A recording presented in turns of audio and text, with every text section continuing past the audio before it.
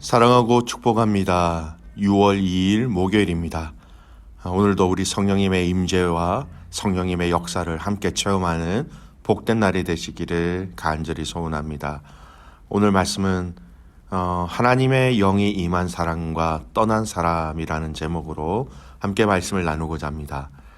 오늘 본문은 사무엘상 16장 1절에서 23절까지의 말씀입니다. 말씀 봉독합니다.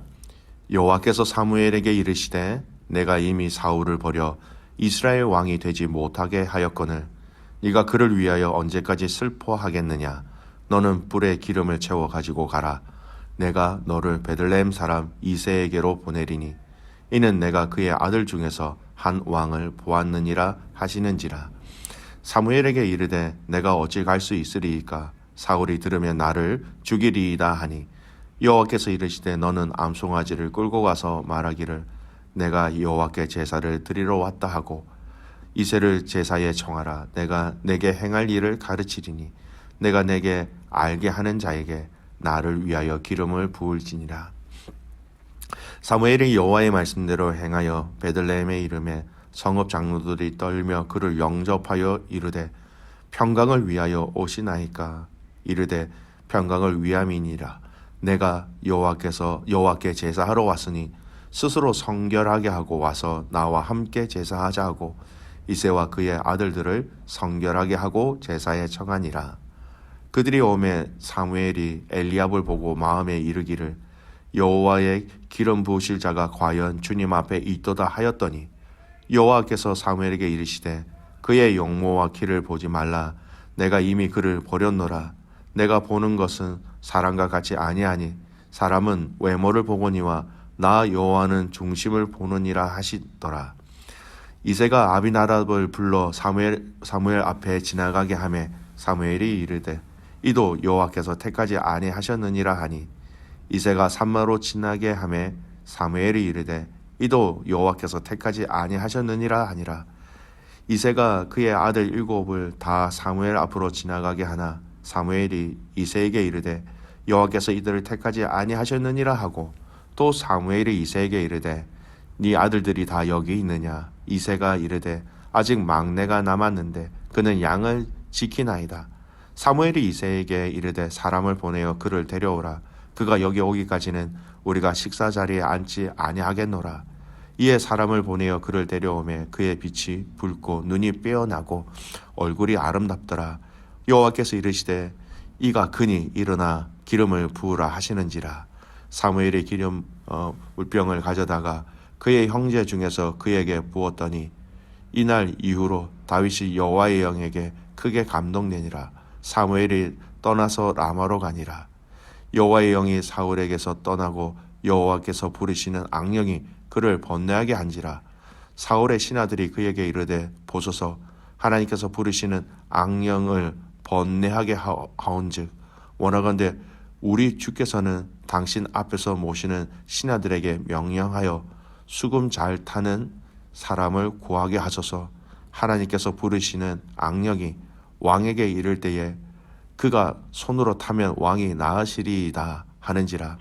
사울이 신하에게 이르되 나를 위하여 잘 타는 사람을 구하여 내게로 데려오라 하니 소년 중 한 사람이 대답하여 이르되 내가 베들레헴 사람 이새의 아들을 본즉 수금을 탈 줄 알고 용기와 무용과 구변이 있는 준수한 자라.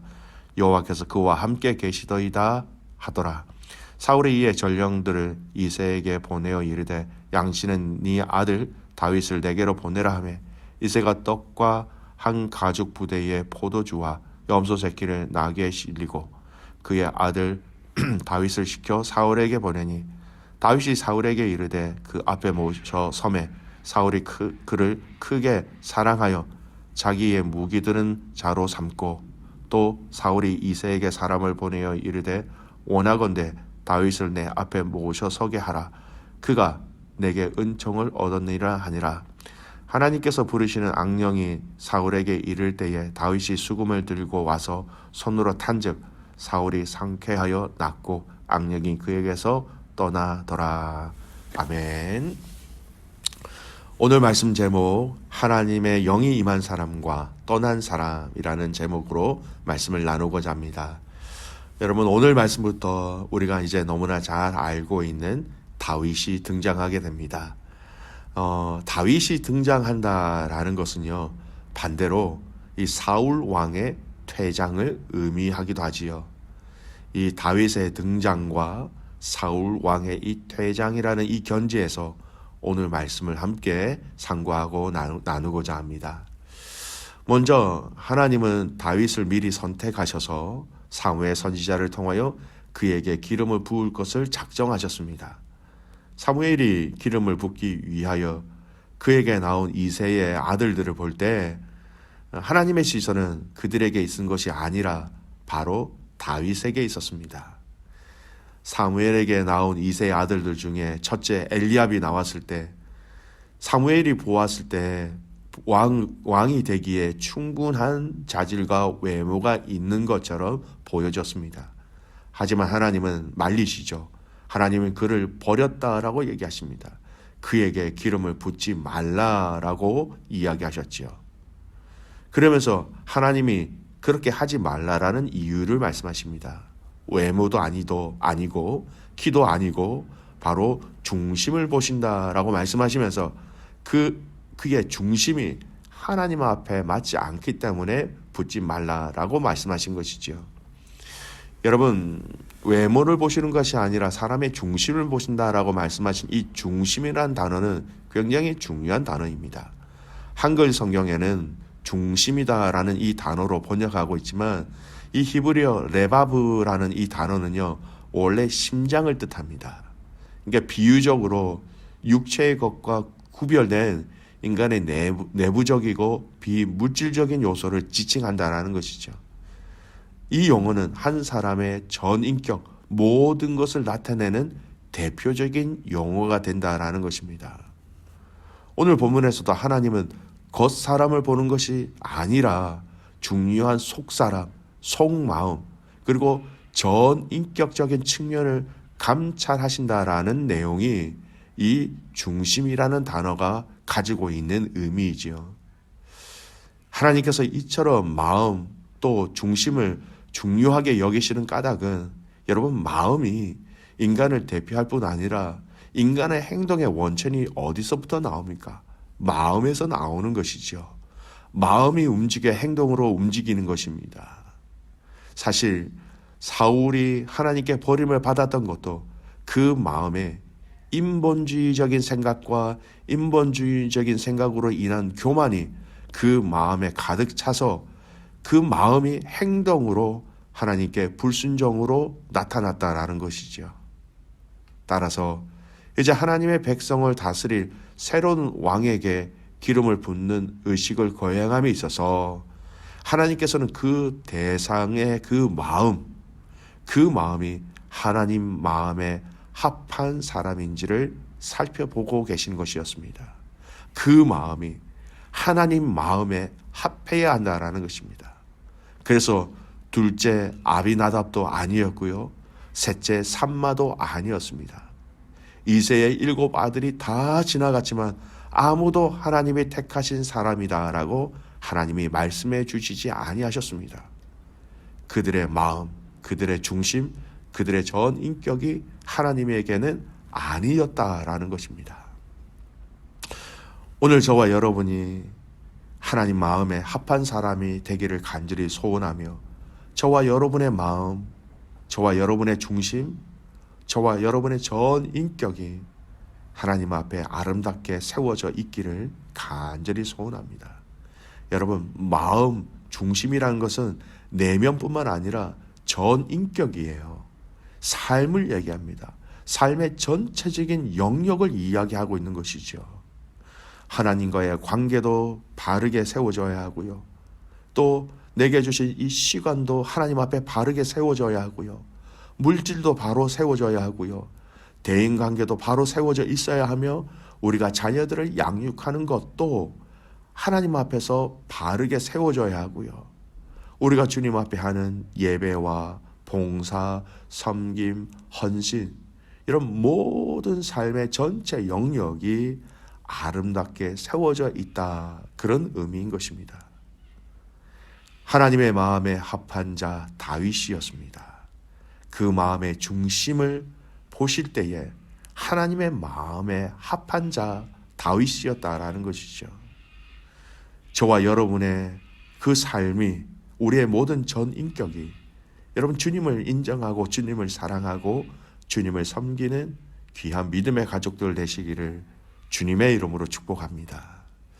두 번째 오늘 말씀은요, 서두에 말씀드린 것처럼 다윗과 사울 왕의 이 두 사람의 삶을 확연하게 비교하고 대조하고 있습니다. 먼저 다윗을 보십시오. 13절 보십시오. 사무엘이 기름 뿔병을 가져다가 그의 형제 중에서 그에게 부었더니 이날 이후로 다윗이 여호와의 영에게 크게 감동되니라. 사무엘이 떠나서 라마로 가니라. 다윗에게 어떠한 일이 일어났습니까? 하나님의 영이 다윗에게 임한 것입니다. 하나님의 영이 하나님의 마음에 합한 다윗에게 감동되었다라는 것이죠. 임하셨다라는 것입니다. 여러분, 오늘 이 13절의 마지막 부분을 한번 보십시오.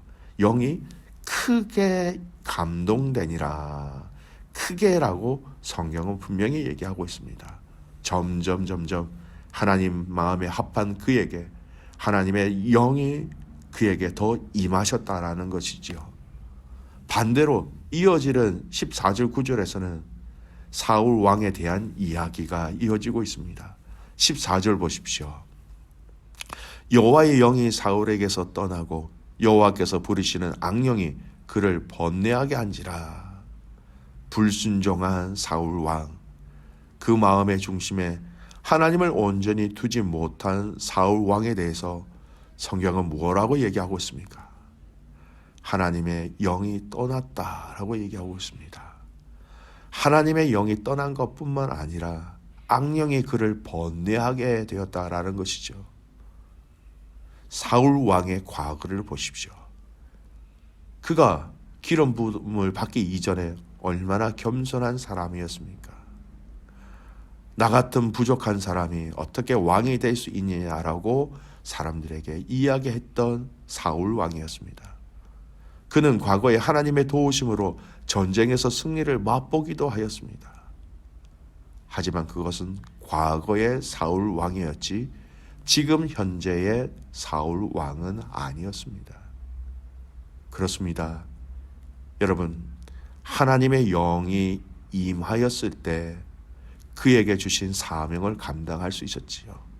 하지만 하나님의 영이 사울에게 떠나선 그 이후로부터는 그는 아무것도 할 수 있는, 하나님 보시기에 선한 것을 행할 수 있는 것이 아무것도 없는 사람이 되어버렸습니다.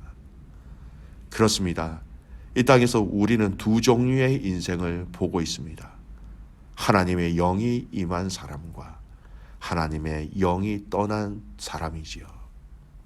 예수님을 구주로 모신 사람이라는 것은 바로 하나님의 영이 임한 사람들입니다. 하나님의 영이신 성령님의 인도하심을 받는 사람들입니다. 이 성령님의 인도하심에 민감하게 반응하고 매사의 일의 결정과 발걸음을 이 성령님의 도우심으로 우리는 나가야 하는 것이죠. 오늘 이 말씀, 본문의 말씀의 끝자락에 보면 하나님의 영이 떠난 사울 왕에게는 하나님이 부르신 악한 영이 그를 괴롭혔습니다. 그리고 나중에 다윗이 사울 왕 앞에서 수금을 탈 때 사울에게 임한 악한 영이 떠나는 일이 일어났지요. 여러분, 무엇이 강한지, 어떤 사람이 강한 사람인지, 하나님이 어떤 사람을 쓰시는지 그대로 우리에게 보여주고 있는 말씀입니다.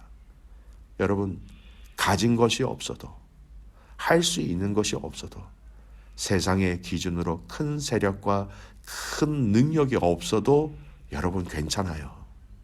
하지만 여러분, 주님의 영, 주님의 임재하심을 누리지 못한다면 여러분, 이보다 더 큰 낭패는 없습니다. 이보다 더 큰 문제는 성도들에게 없어요. 하나님의 영이 우리를 떠나시면 안 됩니다. 하나님의 영이 우리를 온전히 다스려야 합니다. 여러분, 성경에서 이야기하는 성령 충만이라는 의미가 무엇입니까? 그분의 영이 온전히 삶의 모든 영역에서 나를 다스리신다라는 의미가 충만이라는 거예요. 우리는 충만하면 내가 많이 가지고 있다라고 생각하는데 조금 잘못된 이해예요. 성령님이 나의 일상생활과 나의 말과 나의 생각과 나의 선택과 나의 시간과 나의 재정과 나의 자녀들의 양육하는 방법과 모든 영역들이 성령께서 다 다스리시고 인도하신다. 그 의미가 바로 성령 충만의 의미입니다. 믿음의 가족 여러분, 성령님의 이끌려 살아가는 순종하는 사람이 되십시오. 그가 성령님의 이끄심에 순종함으로 작은 일을 하였지만 여러분 그 일은 하나님의 큰 역사를 이룰 수 있는 일이 될 것입니다. 성령의 충만함으로 그 임재하심으로 하나님의 사역, 하나님 나라의 복음의 일들을 감당할 수 있는 승리하는 가족들 되시기를 주님의 이름으로 축복합니다. 아멘. 기도하겠습니다. 살아계신 아버지 하나님, 오늘 다윗에게 임한 하나님의 영, 또 사울에 있었던 하나님의 영이 떠나시는 것을 오늘 이 말씀을 통하여 살펴보았습니다. 살아계신 아버지 하나님, 오늘 우리에게 임한 그 성령 하나님께서 우리를 친히 다스려 주시옵소서. 주의 영이 우리와 함께하여 주시지 아니하시면 우리가 아무것도 할 수 없는 자임을 주님 앞에 고백합니다. 성령님 인자하여 주셔서 나를 다스리시고 나를 인도하시고 우리의 가정과 셀과 교회와 사랑하는 당신의 교회를 친히 다스려 주시옵소서. 우리의 모든 육신의 연약함, 우리의 마음의 연약함 또한 주님께서 다스려 주심으로 말미암아 주의 영이 임재하였을 때에 악한 것들이, 연약한 것들이 떠나가는 것을 경험케 하여 주시옵소서. 그렇게 가실 그 주님을 신뢰하며 살아서 역사하시는 예수 그리스도의 이름으로 감사하며 기도드리옵나이다. 아멘.